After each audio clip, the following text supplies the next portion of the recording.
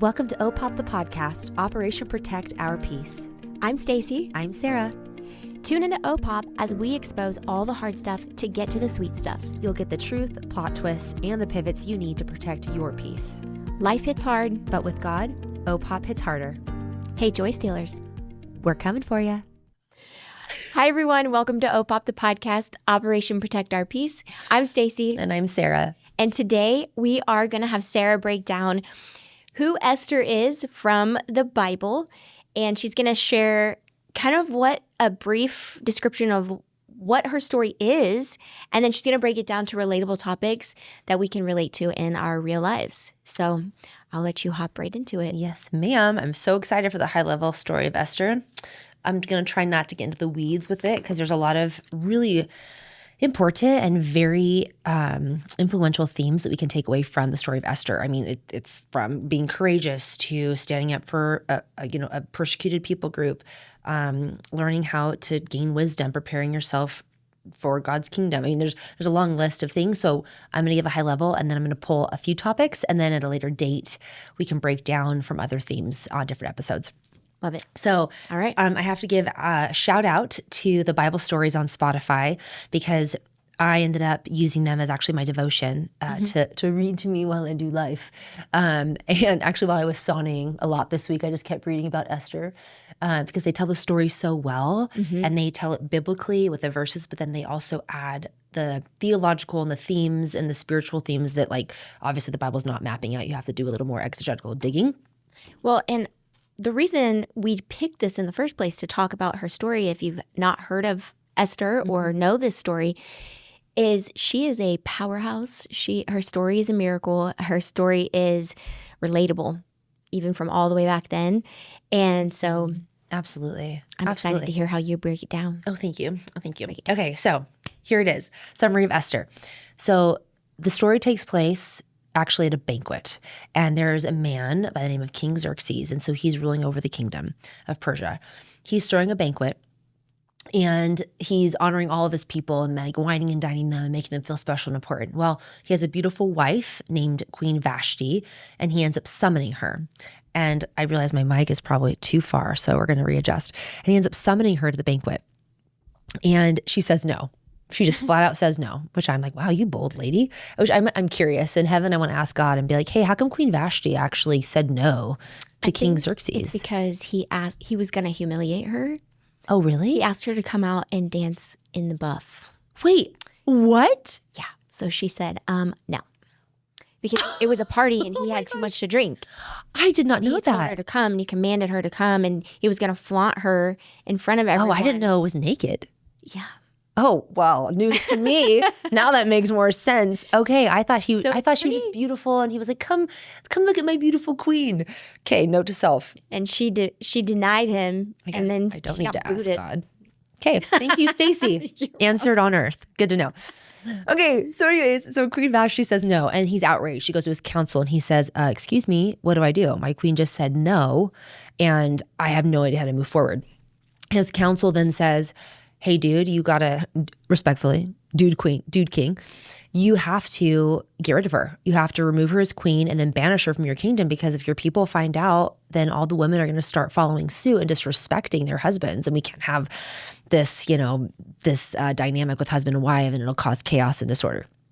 So he ends up banishing her, and then he's now on a new hunt to find a new queen. So then his council goes out to all the land, brings, the wisest, most poised, most graceful, most bold, most fearless, most beautiful women that are virgins. And they then have to prepare themselves for a year to possibly be picked to be queen. I did quotes, people, for those of you who are not watching, to be picked for queen. And Esther, this is where Esther comes along. So Esther was an orphan, and she's actually a part of the line of Benjamin, which I didn't know when I was studying this last week. And which is really crucial and important, because later in another episode, we'll talk about the line of Benjamin and the importance it plays in the Messianic covenant and the prophecy being fulfilled of Jesus and everything in between. So Esther's parents die. She's an orphan. Her cousin Mordecai, who is also important in this story, ends up adopting her and raising her.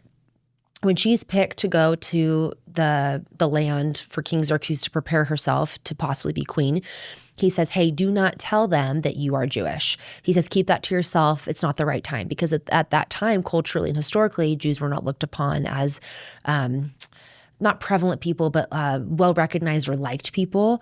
And so he's like, hey, keep that to yourself. Like, you don't want people to know that you're Jewish. And so she goes to the kingdom. She prepares for 1 year. Now, in the book of Esther in the Bible, it talks about how much favor she had, and she had God's favor and she had people's favor. And that is a really important theme throughout, where you see God's hand on her, where things that are hard were easy. Things that could have stopped her were open doors. And when she gets there, sure enough, God's favor is on her, and one of the eunuchs finds favor in her. And then he ends up saying, hey, actually, I like you more than the other women. I'm going to give you special treatment. So then he guides her, gives her wisdom, counsels her on, hey, here are the things I think that would actually help you be queen. So she's learning, she's preparing, right? She's going through this grounding season of preparing herself spiritually, physically, emotionally. But then on top of that, she's getting counsel from this eunuch. So when it's time for King Xerxes to meet Esther, he calls her, he summons her. And it says in the Bible that she was actually picked immediately, that she had so much favor in his eyes that she was immediately made queen. So now Esther is made queen. And her cousin Mordecai, at the same time, I'm not sure, Stacy might know, since she knows so much more about Esther than all the things. Mordecai, it says that he worked for the king at a lower level, like at a gatekeeping or something related to helping the king, but at a lower level. And so he, while Queen Esther is queen, he comes in to find out about a plot to kill the king. And he tells Esther, he says, hey, there's people trying to kill the king. You need to let him know. Esther tells the king. The king is so thankful, and then his life is saved. But he doesn't honor Mordecai at the time. That comes later. Well, then shortly after, a new man in the character named Haman comes into the story. And Haman is a prideful, yucky, gross, egotistical man who wants a lot of fame and a lot of power. And King Xerxes makes him his right-hand man, pretty much, and says, all right, here's my new man at the kingdom. I need everyone to bow to him. And Mordecai refuses. And Mordecai was like, I'm not going to bow to Haman. And this made Haman enraged because he's so prideful and so angry and so egotistical. And so he finds out that Mordecai is not bowing to him and goes, excuse me, why aren't you bowing, sir? Well, he finds out that Mordecai is Jewish. And so he decides that it's not good enough for Mordecai to be killed or abolished or suffering for not bowing. And he decides he wants to hurt all of Mordecai's people, which are the Jews. So he goes to the king. This is interesting. I didn't realize this, but he went to the king with an endowment and with money and said, hey, I would like to actually give you this money for the dowry of the kingdom and invest in the kingdom, because I found out that there's this man, or actually he didn't say Mordecai, I found there's these people group that aren't bowing to you, that aren't honoring you, they're not going to obey your asks, and they're going to destroy your kingdom. You need to kill them. The king says, keep your money. I don't need it. But yeah, let's go ahead and kill off these people. So they put a decree in of killing the Jews, and that's at a later date. They pick a date and they decide, okay, this is the day that they're going to be abolished, which is so sad. So then Mordecai finds out Esther is still queen. Mordecai is so distraught, so burdened, so heavy-hearted. And he tells Esther, he goes, hey, we have a huge problem. Haman wants to kill all of the Jews. And it's going to happen on this day. You need to tell the king. You need to save your people. You need to save yourself and your people. Well, Esther's response initially was, well, I could be killed. I can't go to the king not being summoned. I have two options. If I go to the king not being summoned, he'll either kill me on the spot, or he'll grant favor and he'll put his scepter out. It's a gold scepter. And if he puts it down and out, that means that I've been accepted to approach him, which means my life is spared. And she says, but Mordecai, I haven't been summoned for 30 days. So this is a big risk that I could be killed over this. Well, Mordecai responds back. I found this actually really funny. Mordecai writes a letter back and says, ma'am, you're not above being murdered. You're also Jewish. So you either have two options. You can either be killed approaching the king, or you can be killed as a Jew on this day. And so he kind of puts it in perspective of like, just because you're queen doesn't mean that you're above this death decree. So then she immediately says, which I loved, and this is what we'll talk about later too, is she said, Mordecai, gather our people and have them fast and pray for 3 days. Have them do this for 3 days. On the third day, I'll approach the king. And so on the third day, she approaches the king.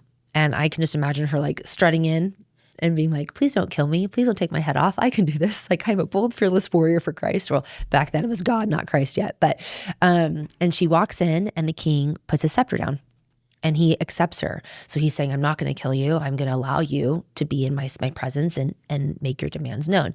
And he says, what are you needing, Esther? And she responds and says, if it pleases the king, I would like to have you to a banquet, you and Haman.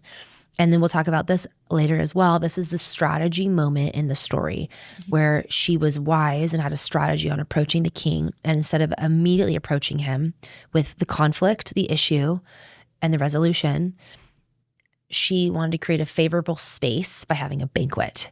And so she says, hey, king, I'd love to have you to a banquet, you and Haman. Will you join? And he says, yes, of course. So he summons Haman. They go to the banquet. They're in this safe space, good environment, food, wine, dine, all the things.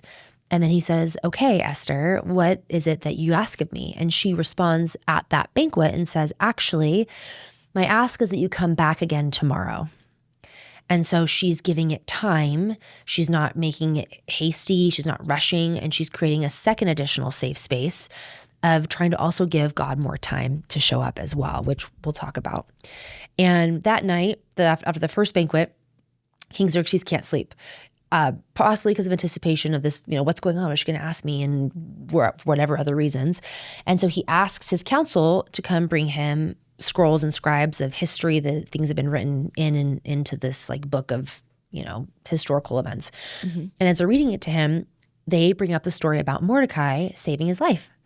And the king's reminded and goes, oh my goodness, has this man been honored? Did I do anything to honor this man? I forgot that this Mordecai saved my life.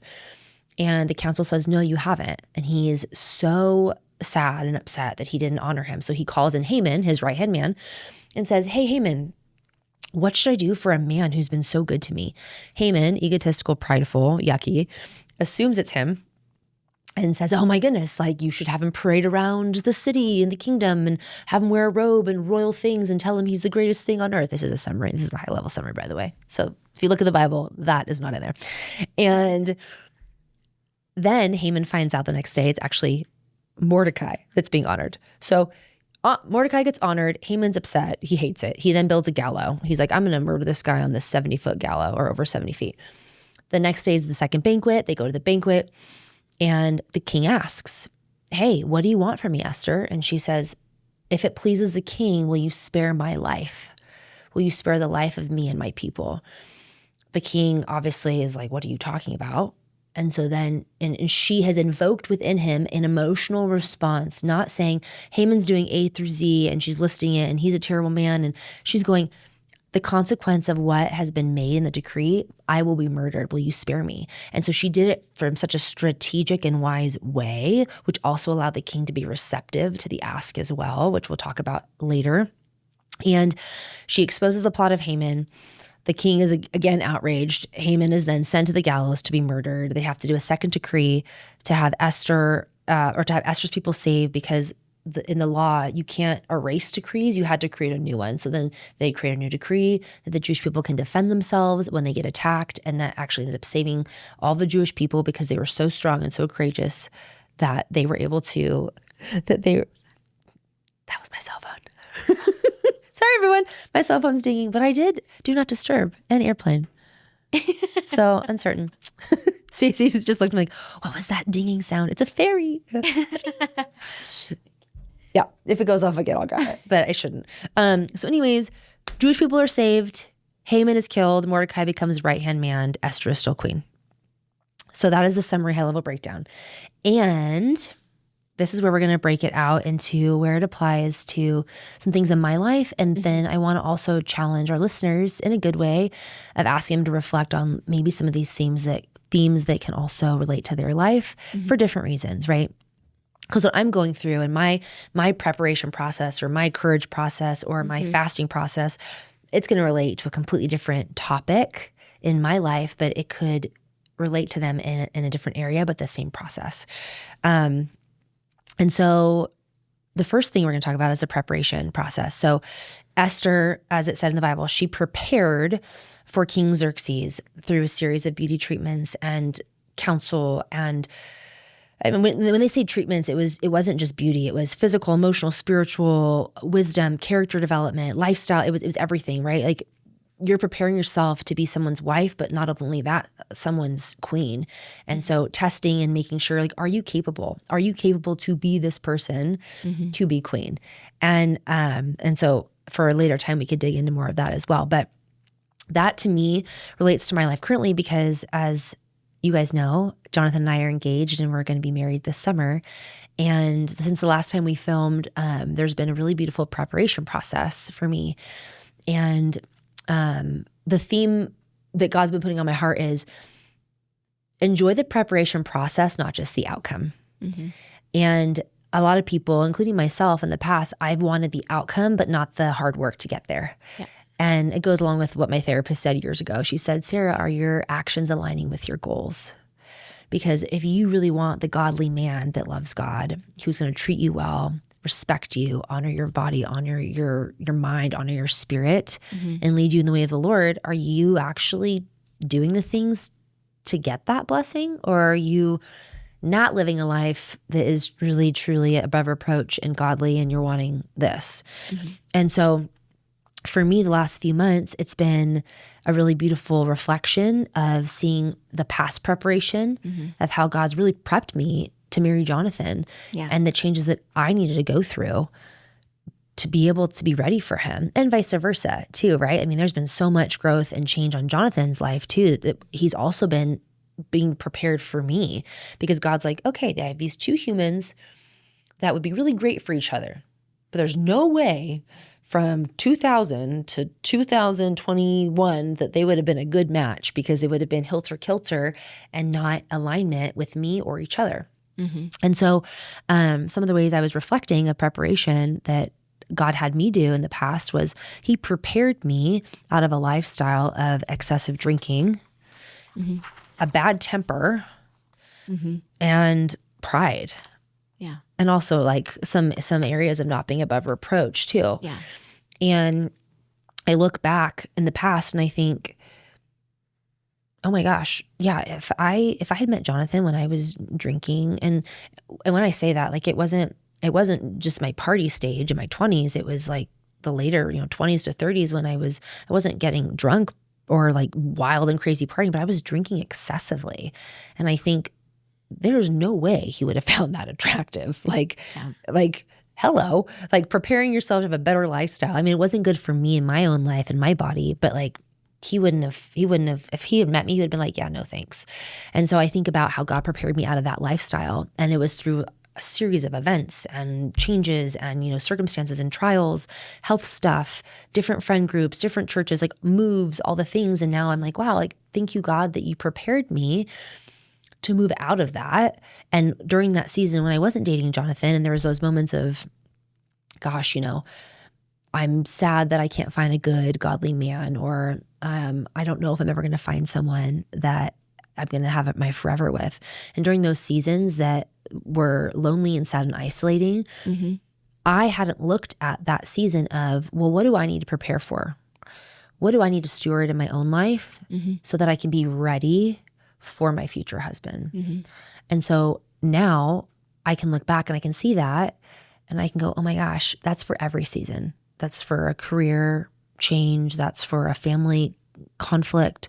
That's for a bad health, report. It's like anything we're asking for and we're seeking, not just a romantic partner, there's a preparation process and all that. And so I'd like to change your perspective and to change how I view that and have a paradigm shift.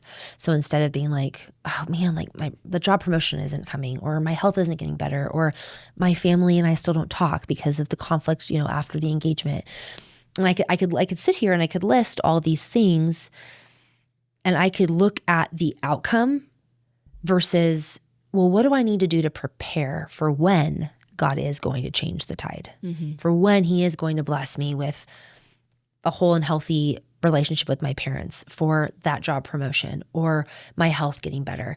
And while I was reading the book of Esther, I was good because I was convicted. And it was this, conversation with myself and God of how do I steward every area of my life now for my own life in general, and also to prepare myself to be a wife for Jonathan. Because if I don't have good stewardship over mind, body, health, physical, finances, and it could be as little as making my house clean, right? Am I stewarding well with my house? Because when I'm married, I'm going to have to share that with someone. And so I need to make sure I'm clean and organized for there's little things of preparation of like, okay, I'm getting married. What does that look like? Are all my areas healthy and good? Are they grounded? And is stewardship being taken, right? Am I taking ownership of all that?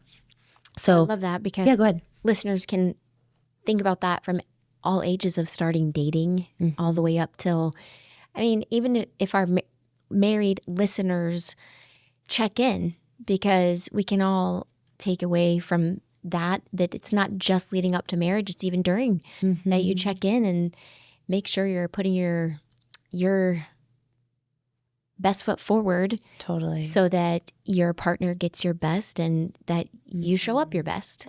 Absolutely. So I feel like it's a continuum. Such a smart point that you're talking about and sharing, because listeners can relate to that at all ages and at all seasons of their life.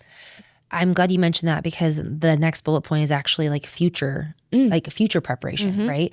And so what Stacy said is, when you are in your marriage, or when you are in the season with your boyfriend, or when you're in the season of singlehood, right? It's continual preparation. It's never quitting. It's never giving up. It's not being like, oh, I've arrived. I have a boyfriend. Great. I don't need to steward my life anymore. I don't need to continue prepping emotionally, physically, and spiritually. And it's the continual check-in, the effort. And so that is what's beautiful about our lives, is that we're constantly being prepared. And along with that, it's sanctification and chastening and developing of our character and our personalities and our lifestyle and our structure and how we're showing up in any relationship, right? Right. And so, yeah, I love that. I love you've never arrived. You're always preparing. Yeah, but it's a great point, you being that vulnerable and saying, because it becomes personal and you realize, oh, doing constant check-ins is very helpful. Yeah. When you can be that honest with yourself too. Absolutely. Absolutely. When I was doing just thoughts and research and journaling on this episode, there was something that popped up that said, the importance of not preparing for someone, but preparing for just you, for who you are in Christ. And I loved that because, right, take away preparing for Jonathan as his wife, take away preparing as a daughter for my mom, take away preparing myself for my best friend. Strip all that away. Who am I today? And can I stand and look in the mirror and say, regardless of the outcome, I want to prepare to be a daughter of Christ well. It doesn't matter the other stuff. It doesn't matter the blessings I get, but can I just be okay with standing and being like, God, I want to prepare well for you. I want to be a daughter of you that's godly and God-seeking and God-honoring. And so yeah, I wanted to just throw that out there, that it doesn't matter who it's for. Do it for yourself too. Okay, and then presently, just preparation, just high level on that. I was realizing that the past stuff, not drinking and getting rid of pride and being able to say I'm sorry, because in the past, it was really hard for me to actually say I'm sorry, even if I did nothing wrong. It was like I could not own it. I could not say those words, because to me, it made me feel like I was taking accountability for something I didn't do. And so I couldn't even say I understand that blank, or I'm sorry I made you feel blank. I was like, I didn't do anything wrong. I am not saying that. And so seeing how God prepared my heart from that to now, because now when I'm with Jonathan and I accidentally hurt his feelings, I'm trying to think if I ever intentionally hurt him. No, it's always been an accident. I just want to double check that. But when I accidentally hurt him, it rolls off of my mouth easily. I'm like, oh my gosh, I'm so sorry that I hurt you. I'm so sorry that I made you feel that way. I'm so sorry that I misunderstood, or you misunderstood what I said. And so for me now, I'm like, saying I'm sorry doesn't sting. It's not like that tinge of oh my gosh, I've said I'm sorry. That growth. Yes, I know. I'm like, preparation, baby. I'm like, God had to prepare me and do a lot of that stuff. And so I had to work out a lot of kinks. And so, yeah, so I that's one of the ways that I'm currently preparing to is we're being reminded that I'm here, I'm seeking to understand in conflict, I'm not seeking to be right, and preparing right now, how can I remain in a space of being gentle and kind regardless of his response? And thankfully, he's a very gentle and patient man, but there's been a few times where he's gotten a little feisty and spicy of that's just being very offended. And I get to choose. It doesn't matter if he's spicy. It doesn't matter how he's responding. I get to choose my emotional response. So how do I prepare to have that self-discipline, to have that self-control, to maintain that gentleness and that kindness? Because I have the choice to not engage any dysfunction. And so in the past, I would be poked. My exes and my ex-husbands would just poke the bear, poke the bear, poke the bear. And I was really patient the first 6 attempts. Okay, that cell phone, is that mine? It's got to be, right? I think so. But it's okay. Probably can't even hear it. All right. Well, sorry, people. We're going to keep going. And so previously I would be patient, but then they would, they wanted to fight. They wanted a reaction from me. So then they would figure out how to really hurt me, right? Say really nasty things and really just get to the wound and dig it in. And so after that, I would then go to a 10. I was super patient, gentle, it's fine, keep it calm. And then when they would say something that was super horrible, I would then go, boom, 10, volcanic eruption. And I would engage the dysfunction. And then I would say mean things. I would react back. I would be emotionally volatile. And so now it's no. I am prepared for to respond in gentleness, regardless of how him or anyone else treats me. And that's currently, I'm still working on that. There's been a few times since the start of the planning of the engagement party where there's been a few times where I'm okay, that's okay. I did not need to respond that way. He didn't get it done. I did not need to respond in a aggressive, high-toned way. So I'm still working on it and through it and making sure that I'm still poised and gentle in my response. But it's it's a work in progress. That's my current preparation. And then the last thing that I'm currently being prepared for is how can I show up in a blended family with dynamic and environmental things that I can't control, right? With blended families, there's so many different dynamics with kids and ex-partners and, the grandparents and parents, with behavior and discipline and structure and level of living. And you name it, there's a long list of things that blended families have to work through. And so right now in the preparation period, and actually as I'm going to therapy, shout out to Kelly. Thank you, Stacy, for recommending her. What is it? Horizons Therapy? True Horizons. Yes, she's phenomenal. She is so good. Stacy recommended that for Jonathan and I, and it's been life-changing, truly. Already there's been so many really wonderful conversations had and growth and healing and just really, really beautiful maturity on both ends. So, but a part of that is, how do I go into a blended family? And I've experienced it the last, year and a half, almost 2 years. And it's been difficult in a lot of different ways. But moving forward, what am I doing now to prepare so that way I can respond in a godly, courageous, fearless, and loving way? Because there are, and it's already happened. There are times where Jonathan and I are raising the girls in a direction that may not be agreed upon. And with God as the root and the center of it, how do we continue to be courageous in that and not back down even when we're being spoken poorly about, or we're being painted as the bad guys, or there's rumors being spread about me that aren't true. And to not be affected by that, and to know, what? I'm going to be bold and courageous, and I'm going to still do that. I'm going to still support Jonathan. We're still going to move forward with raising the girls this way, regardless of the backlash from family or his kids or whoever thinks something, conservative, crazy Christian or whatever it is. No, we're going to stand true to God's word, and we're going to stick to that.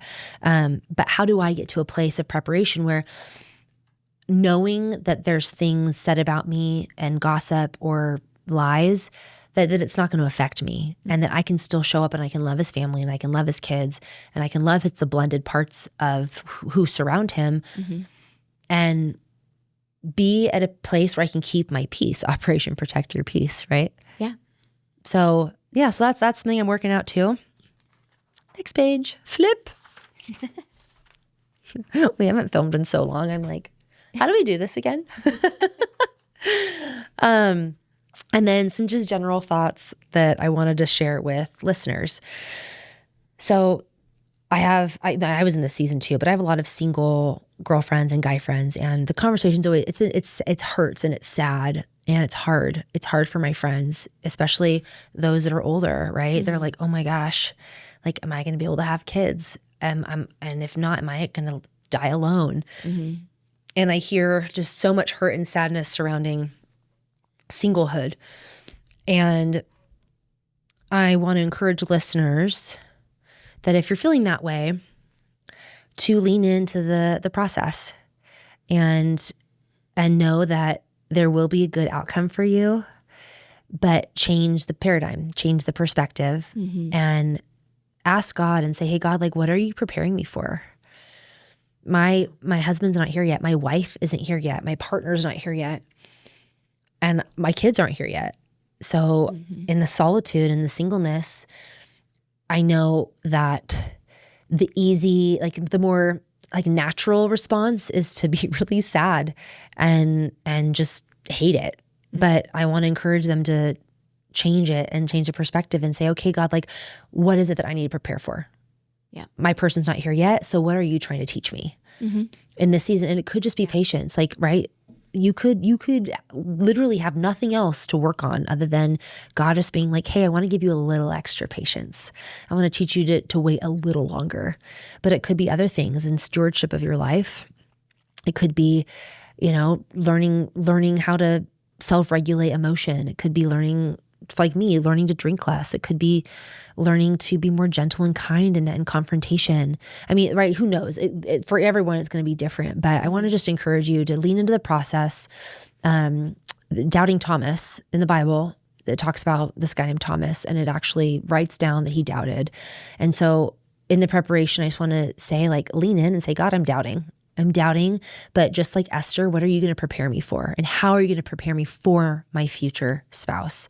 Can I look at myself in the mirror and be like, yeah, I'm stewarding my life well? And if you are, fantastic, well done. I'm like, high five you. Yes. But if not, then awesome. Dig into it, right? Dig your heels in and go on the journey of, okay, God, all right, I'm here to be prepared. Give me some more things to iron out. Mm-hmm. And then I wanted to touch base on fasting. Mm-hmm. So, I'm 17, sorry, really quickly, just so you know, I'm doing longer now and I'm doing shorter on our finale. Okay. And so I want to touch base on fasting. So Esther, after she initially hesitated and was like, I don't want to die, she then came back and the second response was, hey, gather the people and we're going to fast. And I love this because what a reminder for us. What a great almost last episode. So professional. What a great reminder that we should approach most conflict with prayer and fasting. Mm-hmm. And the strategy of also waiting, I thought that was really important because in the past for me, and I'm currently not past now, I am like a shoot it straight. Let's talk about it now. If there's an issue, like I'm going to confront it and I'm not going to wait. Because in the past, I have waited too long and I waited for the right time and I was walking on eggshells. And so I kind of have extremes at both ends where I'm like, previously it was like, I never did it and never stood up for myself and never said what was right. And then now I'm like, I'm going to do it now, even if it's the worst time. Mm-hmm. And so, because it's like, I kind of bulldoze conflict and confrontation. And so reading this was good for me and convicting for me because I thought, oh man, I could learn, I could take like take a page out of the playbook of Esther because she was patient and she had a strategy and not to be confused with manipulation, because I think I kind of correlate like, well, if you like try to do it like this perfect setting, it's like a little bit manipulative, but I realized no, it was that she just prayed and fasted and gave God time to make change and show up and have a providential shift in the future and history. Yeah. And it was saying, okay, like we're going to do 3 days. We're going to slow it down. And I'm going to create a space that is good so that way the king is receptive to my ask. And so I thought about that with like conflict with Jonathan or friends or family. Like my parents is a great example. Yeah. And, back in December, we ended up going to Christmas, but I haven't really talked to my mom at all until like 2 weeks ago. And my dad had been reaching out, trying to talk about just some of the conflict. And I just said, hey, I love you. But moving forward, like, I don't want to talk about the conflict of the religious differences in Jonathan and I and you and mom, but I'm happy to talk to you and talk to you as my dad and catch up about other things in life. But I had to like kind of put my foot down because it was becoming draining and tiring. And I was like, this isn't what I'm wanting and it's not good anymore. And so my dad was great and receptive to that. And he's been really sweet and he's been reaching out the last few weeks of just wanting to check in and be dad.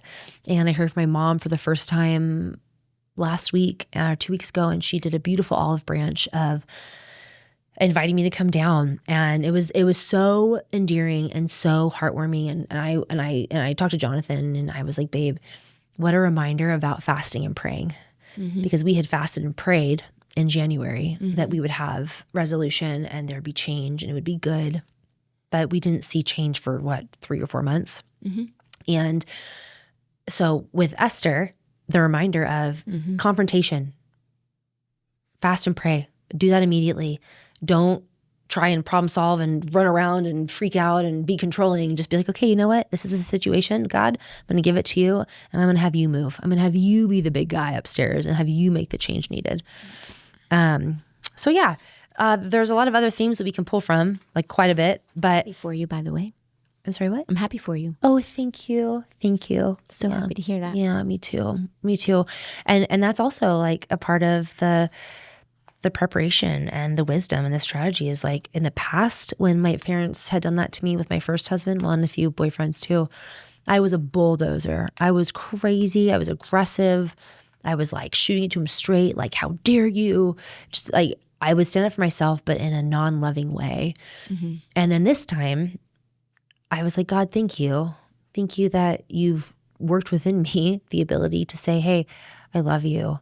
I want a relationship with you. Can we get past our differences? And if so, amazing. But if not, like I have to put a boundary down and I can't keep having these conversations. And being able to like just explain truth and love and just be open and vulnerable, but also okay with whatever they responded with. So thank you. Yeah, that was a big blessing for sure. But yeah, so we'll just wrap up the other themes on other episodes for time, because there's so much. There's like humility, there's courage. I mean, there's courage for days. There's topics for days on courage. Esther was just such a bold and beautiful and fearless woman of God, and I want to be like her. I want to have that fearless courage where I'm like, no matter the cost, I'm going to do what God's asking me to do. If that's risking my life, standing up for people in general. There's so many people that need to be stood up for, and it's awkward, it's uncomfortable, and it gets weird, right? For so many reasons. Like you name a topic to go against the grain, against culture, society, religion, whatever, and it's awkward. You're like, oh, okay, I feel really uncomfortable in my skin right now, but I'm going to do it anyway. So go Esther for being a bold, fearless, wonderful woman and a great example for me. Like I truly want to exude who she is, and but also do it with poise and do it with grace. Yes. Do the hard things in a good way. I love all that. Thank you for sharing all those. You're welcome. Well, that is going to wrap up episode 24. And we're going to roll into our closing episode for O.P.O.P the podcast. So tune in and hear some updates of where we are now and what we're doing going forward. This is O.P.O.P, Operation Protect Our Peace. I'm Stacy. And I'm Sarah. Hey, Joy Stealers. We're coming for you.